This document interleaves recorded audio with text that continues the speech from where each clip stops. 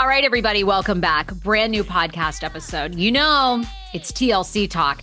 That means we cover the biggest stories of the week, the biggest gossip, the trash, the rumors, the nastiness. And I'm kind of making you all part of the show, to be honest, because I really love reading the fan comments every week. You guys have better gossip than I do about what's going on, the fan theories. Oh my God. Last week on the podcast on Friday, I dropped an episode where a fan said she believes that Christine Brown Woolley is truly suing Kody for the whole custody, truly child support thing to get him a psych eval. And she wants it on record that the man has some mental health challenges. Okay.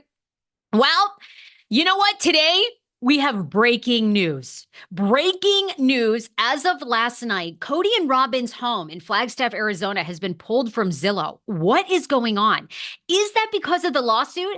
Is the sale pending of the home? Or was this whole thing done to get publicity for the podcast, for my podcast, for the Sarah Fraser Show podcast? Or was this whole thing done for publicity for season 19 and they had no intention of really selling it? We got to talk about that. We also have to do a recap of 1,000-Pound Sister season 6. I will do that at the end of the podcast episode. It is back. What are people's thoughts? And then leave it to you guys. But from episode 4 of Sister Wives on Sunday night, fans did a deep dive, and now they price out everything in every scene for Kody and Robyn, meaning, you know, people have done deep dives on Kody and Robyn's artwork, and they speculate as to how much the artwork is worth. If it were real, if it were all real, people say $250,000. If it's prints and all that stuff, people do think that they've spent about $100,000 on artwork. So now people looked at that Thanksgiving scene and have broken down how much and what kind of china they ate their Thanksgiving dinner on. I love you all so much. On top of that, you know, there was a big rumor too that Christine Brown and her daughter Gwen, because they don't follow one another on Instagram, were they feuding? Well, we have an update on that. All right, so let's get into that. And then I have some other tea. If you follow Welcome to Plathville, like I have been for 6 seasons, Moriah Plath's, I guess, alleged boyfriend, Matt Craven, did a live this past week. He came out. He basically said, I mean, oh my God, did he dish a bunch of dirt about the Plath family? Honey, they're broke as a joke. I mean, that one wasn't that shocking, was it? Moriah was allegedly homeless, and Micah Plath out in these streets cheating on Veronica. What? And why haven't you called me, Micah Plath? You hot as hell. Anyway, we have a lot to get to. Let's get to Sister Wives, which is truly what people care the most about. So the big announcement over the past 24 hours, and I see her on here. I love Sister Wives Unraveling. Sister Wives Unraveling on Facebook, on Instagram is one of my favorite accounts. You all should follow. She has good tea.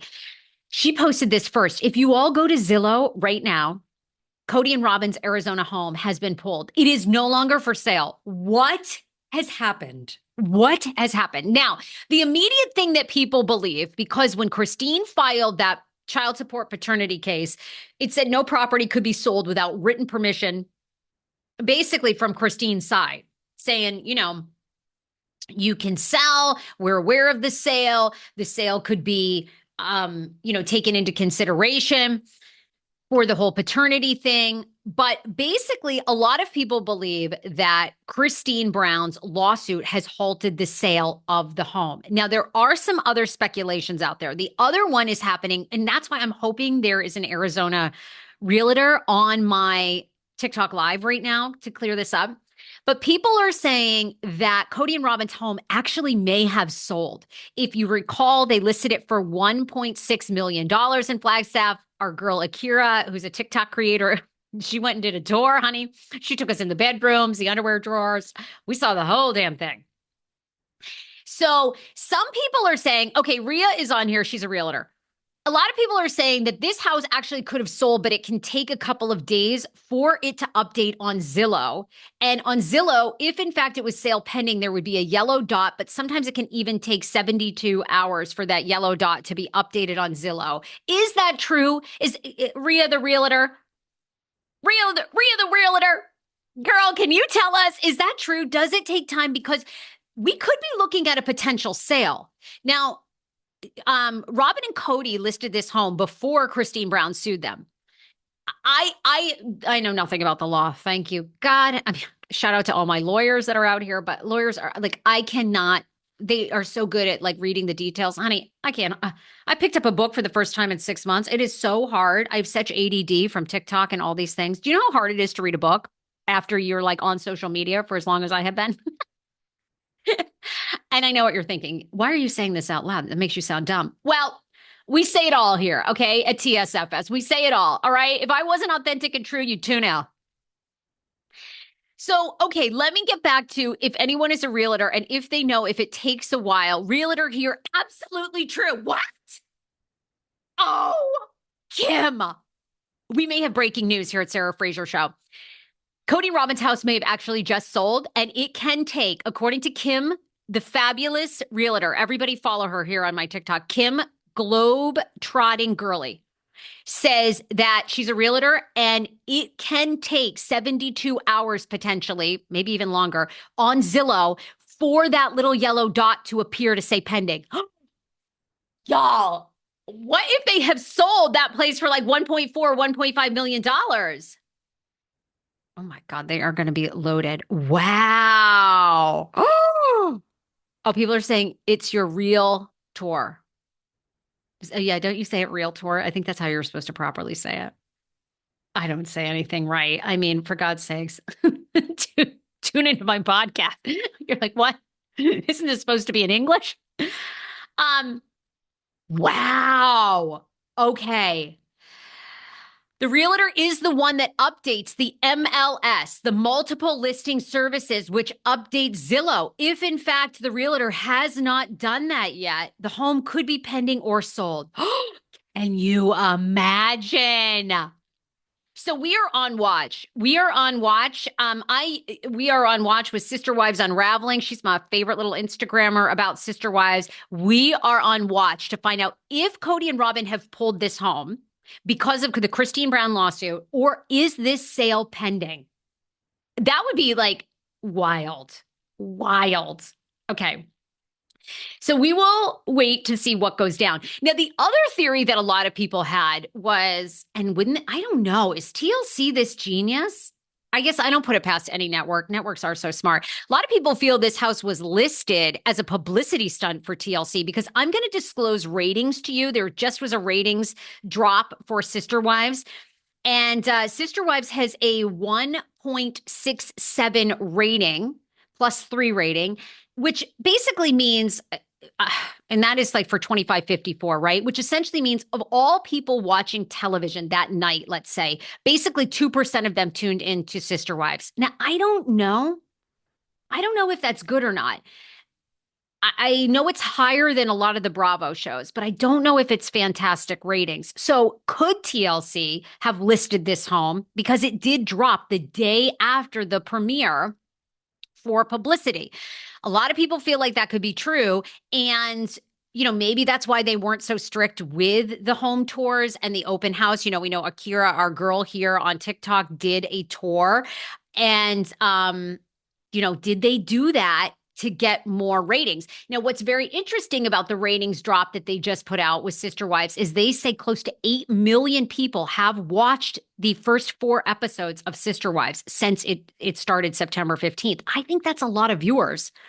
And I believe that's including people that DVR. I mean, you don't even really DVR it anymore, but you know what I'm saying? Like you watch after the fact. I mean, 8 million people for 4 episodes seems like a lot, right? I think the ratings are still good, but could TLC be behind this?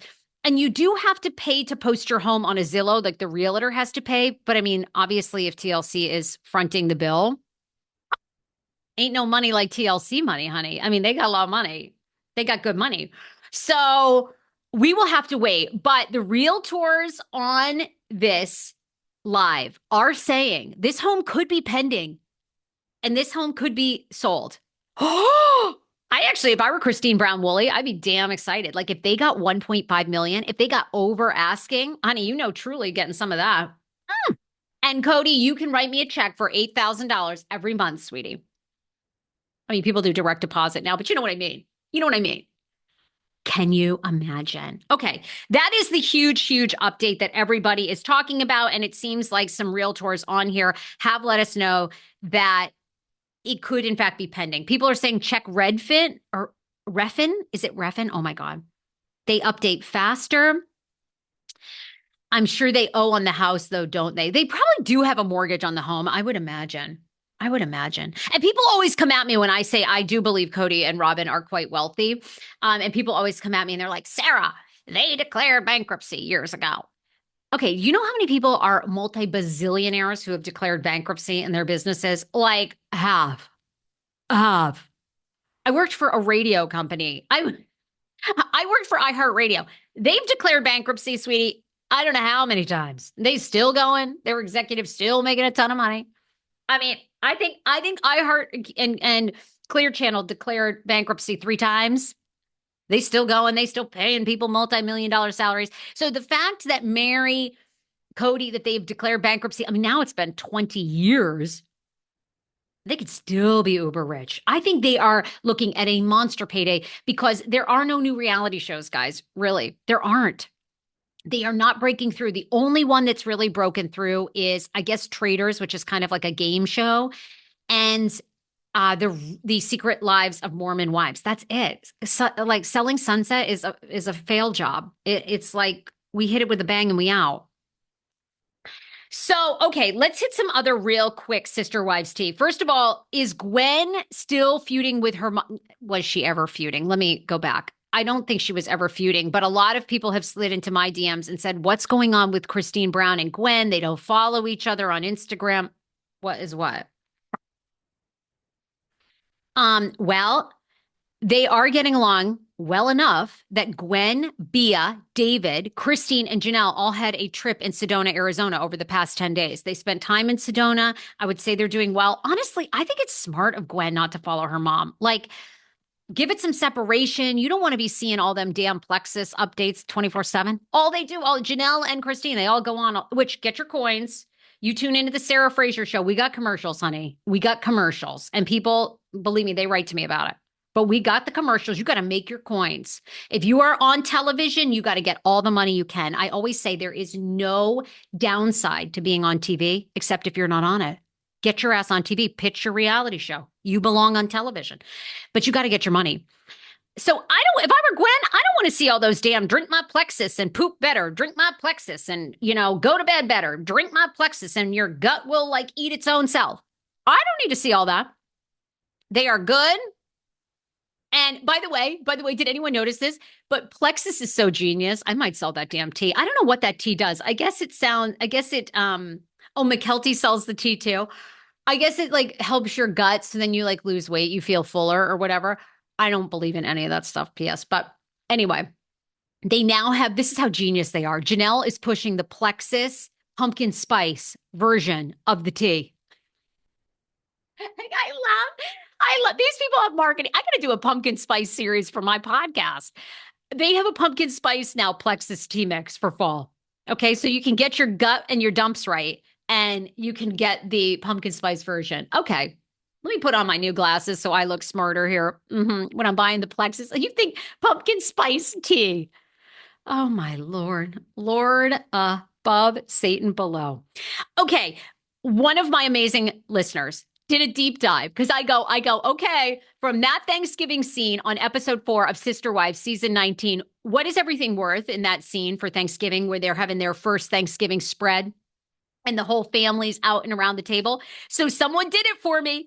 They looked up that Kody and Robyn have a set of Royal Albert and China Old Country Rose. That was the dinner set that they used. And a set of like 16 goes for $2,800 to $3,000. No expenses spared. No expenses spared at that brown house. So It looked like it could have, I mean, they had a place setting for what, 8? Well, they have, okay, 5 kids plus the 2 of them. So basically an 8-person China set is what they dropped down. Royal Albert, China, in the Old Country Roses, $2,800. Oh my God. I mean, I'm telling you, these people have tons of money, and that wasn't bought at a lawn sale. So there you have it. That was great. Let's see. Everybody was talking about the Plexus Spice Tea. They do have this expensive China set that you can look at if you want to go back and look at the show. Their taste is not really mine. I mean, if I were going to spend $3,000 to $4,000 on a China set, make it Versace. You know what I'm saying? Go to I want Lennox. You know what I mean? One of those names that people were always throwing around in the 90s when people used China. Excuse me, where's your set from? Lennox. Versace. I bet Versace's like $10,000 for an 8-person sitting. Mine is on. I got mine from Georgetown Pottery in Maine, honey. I'm using pottery. I want it lead free. Of course, I think it's illegal to put lead in anything, but anyway. Okay, so there you have it with a lot of the sister wives, tea and gossip that is going on. Is there anything else with the sister wives crew? No. Later this week, I'm definitely going to do a deeper dive into fan theories and ridiculous gossip that is out there, because there is a theory out there that Christine and David's marriage is on the rocks.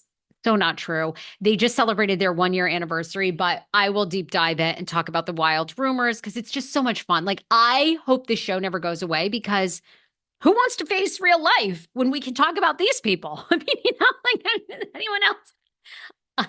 It works for me. So what was that? What else was I going to say about their marriage, though? There was some other. Well, fans do believe that scene that was, popped off on Sunday night on episode 4 of Kody and Robyn in the driveway was staged. People thought it was staged to the point they said there's no way there was a snowfall in November of 2022. But in fact, somebody went back to, I don't know where you go back to, the geological website or the weather website. And in fact, there was a snowfall. So it could have happened. Do I think it's staged like Kody and Robyn could have talked about it beforehand? Sure. But I don't think that production said to them, oh, okay, we're going to let you reshoot a scene. The thing that I do think I'm going to be very curious about this season, a lot of people are saying that they do believe Garrison's, because in the past seasons, Kody has spoken about Garrison more often, and Gabe, and the issues he's had with his sons. A lot of people do believe that you will not hear Garrison's name much in discussion, and we'll see how they handle it at the end of this season. I think that could be true, actually. Oh, the one other thing was Maddie Brown, Kody's daughter, who he, accuses in episode 4 of essentially being a gossip, taking his grandkids away from him. She did post about basically snakes in your life. People that are friends, family, that do you dirty are snakes. And, a snake sheds its skin, but honey, it's still a snake. So yeah, a lot of people do feel like Maddie sent a pretty clear message on her Instagram. That, by the way, that image that she put up is still circulating on, and I'll put it on my Reddit, reddit.com/r/the Sarah Fraser Show. Okay, let's talk about Kate Gosselin. Does everyone remember Kate Gosselin from John and Kate Plus 8? News stories circulating from In Touch and other outlets that Kate Gosselin is having major financial problems. Her nursing job has not worked out, and she is desperately trying to get back on television, but there is no interest. Would you want to see Kate Gosselin again in some sort of reality show capacity? Colin Gosselin. Now, Colin Gosselin is one of the sons who she, according to Colin, was very psychologically and physically abusive to. He says that she would shut him in a dark room. She'd put cameras on him. She'd leave him there for hours by himself. I can't even imagine doing this to a child. She sent him to a psych ward to the point that he couldn't go through with the Marines because he'd been psychiatrically, I guess, whatever, put in a psych ward. So that's a red flag for the military. Kate wants back on TV, reportedly. She will do anything, sources say. They don't go as far to say that her nursing job that she was fired or she doesn't work in nursing, but it sounds like it's not panning out. Does that mean it's not panning out because it doesn't pay as much? I mean, because John and Kate, they made insane money. They made money when TV was like really good. But Colin did give an interview to The Sun. He says that he watched his mom on the show Special Forces. You know, Kate was on Special Forces, but she was voted or she had to leave because of a medical issue after episode number 1. And Colin says that he is open to repairing the relationship with his mom. He'd like to repair the relationship with his siblings first, but he has watched her on the show and he would be open to it. But I mean, this is the thing. I want to hear from Kate Gosselin. Now, Kate denies the abuse. As far as I know, Kate denies the abuse.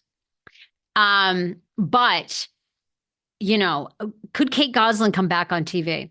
I've heard John Gosselin is working a TV deal. But again, I don't know. Like, is there a John and Kate without John and Kate?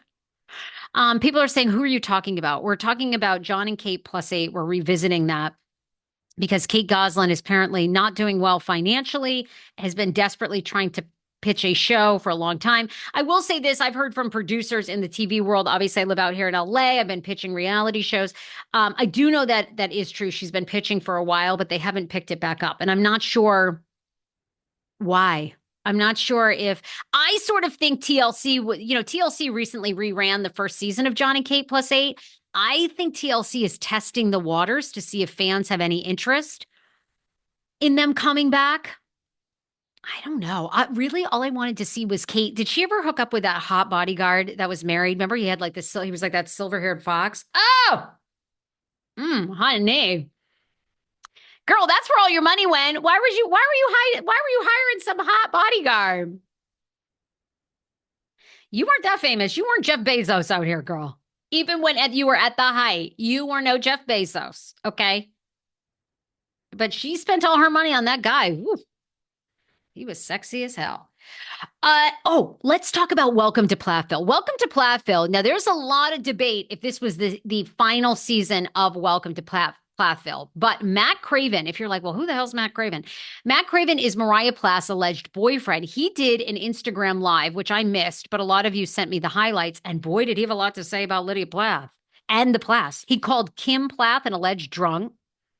Now, she has been arrested for DUI, so I don't think that's like all that far-fetched. And I did ask Olivia Plath. Olivia Plath was just on my podcast. Go listen to the interview. I said to Olivia, don't you think she should be in rehab? Like she was popped for like a big DUI, like 2 or 3 times the legal limit. Olivia had no comment. Whew. Matthew said that Mariah's family was not aware of the fact that Moriah was in fact homeless. Matthew said that they started out as friends, but dated briefly. He describes the Plath family as extremely toxic and unsupportive. He said that he's doing this because he is in a custody battle of his own, and he believes that Kim Plath has leaked custody details, the name of his son, and other things, so he has decided to come forward against the Plaths. According to Craven, Moriah would have no money, no groceries to feed her dog or herself, and he would help her out. Yikes. On top of that, he says that Moriah is a really good person and he thinks that she's good at music. He says that Barry is very nice, apologized for his comments on the show before they aired.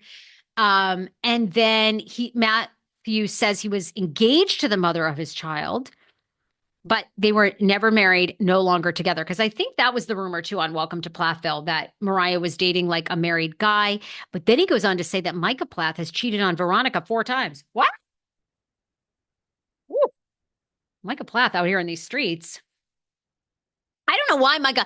I mean, if I were Micah Plath, I'd be out slaying, too. I mean, the guy is so hot. He's so hot. No, I like Veronica. No offense. She's pretty brave to go on TV. They seem like they're very cutesy, very in love, very cutesy, very demure. And yeah. But boy, he had everything to say. Matthew says that he snapped at Ethan, which had Ethan, quote, shaking in his boots. And it never got physical. He feels for Olivia Plath, calls her the family scapegoat, but says, I'm not like her. I don't make everything about me. Excuse me. And he says that he is pursuing a defamation case against the show, Ethan, Micah, Veronica, Kim, over what they said about him. And he said that the producers of Welcome to Plathville told him they would edit out information about him, but they never, in fact, did. Moriah, he alleges, is now in therapy, and he says it's going well. Well, good. I hope she is in therapy. She needs to. Like, Moriah doesn't look like she's happy on that show. She doesn't look like she's doing well. It just doesn't seem, doesn't seem like she's mentally well. That's all I'll say. There you go. Okay. I'm going to love you and leave you guys. Oh my gosh. Thank you so much for being on my TikTok live. By the way, if you want to hear more about the Sarah Fraser show, ask me anything, you can come to, I am doing a virtual live podcast October 29th with fellow podcaster David Yontif from Behind the Velvet Rope. He has a top trending Bravo podcast. He talks about, oh my God, he said every major Bravo star. He said every celebrity on. David's amazing. So David and I are going to be doing it October 29th. You can go to my TikTok bio. You can go to my Instagram bio, click on the link. They're through Eventbrite. So just search the We Don't Want to Leave Our House tour, which is basically we don't want to leave our house. So I have a 3.5-year-old. I'm trying to get an egg donor. I got to go get my uterus checked here next month. I mean, I don't want to leave my house. I can't go on tour. I got to get probed with something for my uterus to get an egg donor. I can't go on tour. But look, if you want to come hang out with us, you can ask us anything. It is $30. Somebody is winning a prize that's valued at over $150 for the best Halloween costume. And it's so good. You get to ask us juicy inside details. We hang out with all these stars. We have them on our podcast. We talk to all their publicists. So we don't name names, but let's just say we spill the tea. So get your tickets. It's at eventbrite.com. We don't want to leave our house tour, or you can go to Sarah Fraser Show, IG or TikTok. Click the link in the bio and boom, buy a ticket and I'll see you October 29th. Okay, guys, listen to the podcast. Sarah Fraser Show podcast every single day. Bye, everybody. All right, let's talk about 1,000-Pound Sisters season 6, which debuted last night with my girl, Amy Slaton, Tammy Slaton. First of all, opening scenes. Can we talk about the fact these queens sat on a mini little sofa together? Oh, they couldn't have done that a couple of years ago. Tammy was in the motorized wheelchair, had the trait. Not anymore. She has lost over 400 pounds. Now, I'm not going to lie. The show's a little slow. It's a little slow to me. I mean, they look amazing. The weight loss journey is unbelievable. They do a real big reset at the start of last night's episode where they go over Caleb, Caleb's passing, which he was Tammy Slaton's husband for a very brief period of time. And, they talk about Tammy never being able to sit on the toilet and take a giant shit. Well, now she can. I mean, that was good. And then the irony is, do you think the producers edited this in to play with us? But one of the opening scenes, Tammy gets bit by a cow. And it's sort of like reminiscent of when Amy Slaton was at that safari zoo and got bit by a camel. Hello. I don't know. I just thought that was kind of funny.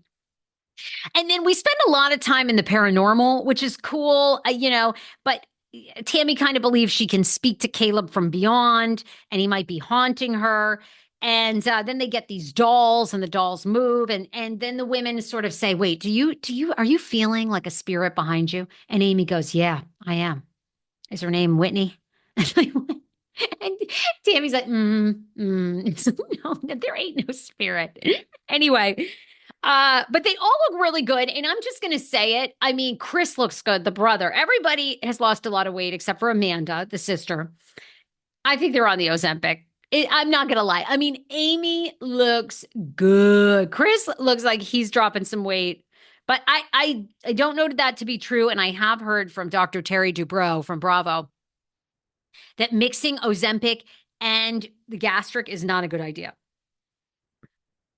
They're all going to get skin removal surgery. And, we kind of see, which I've heard behind the scenes is true, that Amy Slaton is really having a hard time. Now, this was filmed. Okay, they just ended their season last, February, I think it was. So and it started picking up this summer. So I don't think, I'm almost certain that we're not going to see Amy, what's going on. But obviously, she's having a very hard time with her divorce from Michael. Tammy reveals that she's lost 100 pounds in 9 months. I mean, this show a little bit for me, I'm sort of over it, although I will tune in for the drama. I mean, even at one point during the confessional last night, Tammy yawns during the confessional and they leave that in. Like, okay. Like, if she's so bored with her damn life, are we supposed to be invigorated? But they're going to go to London as a family. We're following the plot line of skin removal surgery. Hopefully, maybe we're going to see Amy date because apparently she's out here in these streets. And Tammy seems like, what I am happy about with this season 6 is it seems to have come full circle. And Tammy seems to be the sister getting it together, skinny, taking care of her health, working on herself. So here we go. And maybe Tammy will date too. All right. Love you all. More podcasts to come. Bye, everybody.